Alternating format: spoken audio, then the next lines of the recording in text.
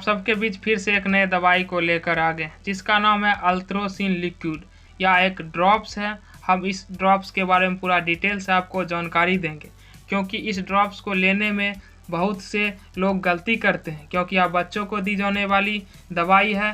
तो बच्चे को ये चीज़ का समझ नहीं होता है और लोग गलती कर बैठते हैं। तो इस ड्रॉप का पूरा डिटेल से आपको रिव्यू करेंगे। इसमें जो मिला हुआ कंपोजिशन है इरिथ्रोमाइसिन, या इरिथ्रोमाइसिन किस प्रकार से हमारे बॉडी में काम करता है और मुख्य रूप से इसका यूज आप बीमारियों में कर सकते हैं। इसका प्राइस क्या है, इसे किस कंपनी के द्वारा निर्माण किया जाता है, तो इन सभी चीज़ों के बारे में आपको डिटेल जानकारी दी जाएगी। तो आप लोग वीडियो में बने रहिए। दवाई का यूज आप मुख्य रूप से 4 प्रकार के बीमारी के कंडीशन में कर सकते हैं। तो नंबर 1 की हम बात करते हैं तो परट्यूटिस, या जिसे हम आम बोलचाल की भाषा में काली खांसी के नाम से जानते हैं। यह बीमारी हमारे श्वसन से संबंधित है, यानी हमारे रिस्पायरेटरी सिस्टम से संबंधित है।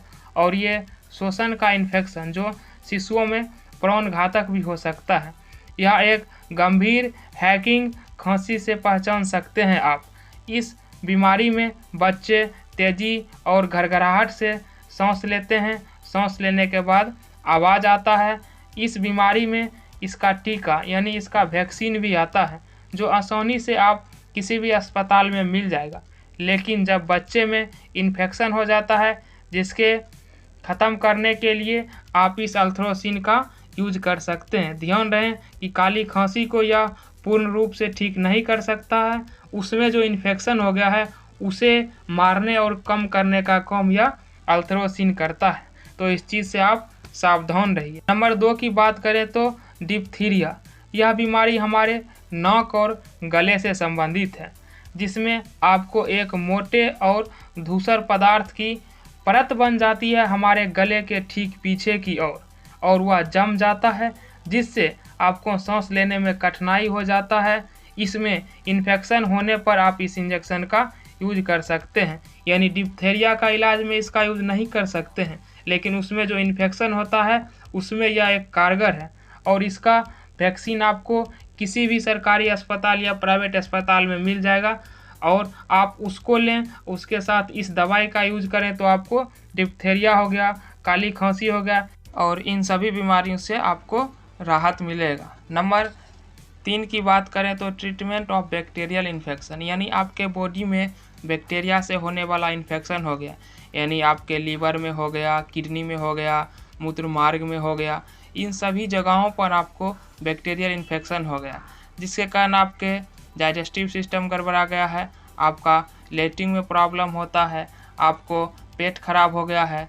स्टोमक में कई प्रकार के बैक्टीरिया होते हैं जो हमारे अच्छे बैक्टीरिया को खाने का काम करते हैं, जिससे हमारा पेट खराब हो जाता है, बार बार लेटरिन जाने की समस्या हो जाती है, और कई मामलों में डायरिया, फिर उसके साथ साथ आपके लेटरिन के साथ ब्लड जैसी समस्या भी आती है।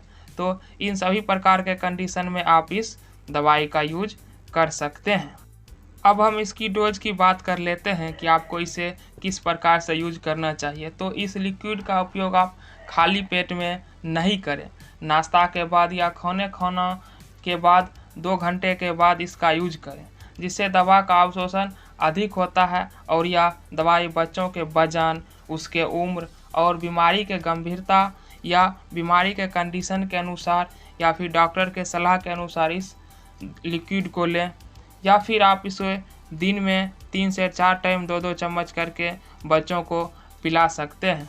तो आप समझ गए होंगे कि किस प्रकार के कंडीशन में इस ड्रॉप को लेना चाहिए और किन किन बीमारियों में इस ड्रॉप्स को डॉक्टर लिखते हैं और किस प्रकार से यूज करना चाहिए ताकि आपको बीमारी से जल्दी राहत मिले।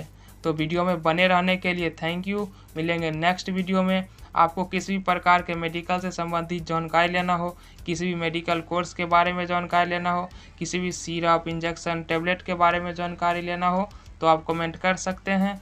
जय हिंद।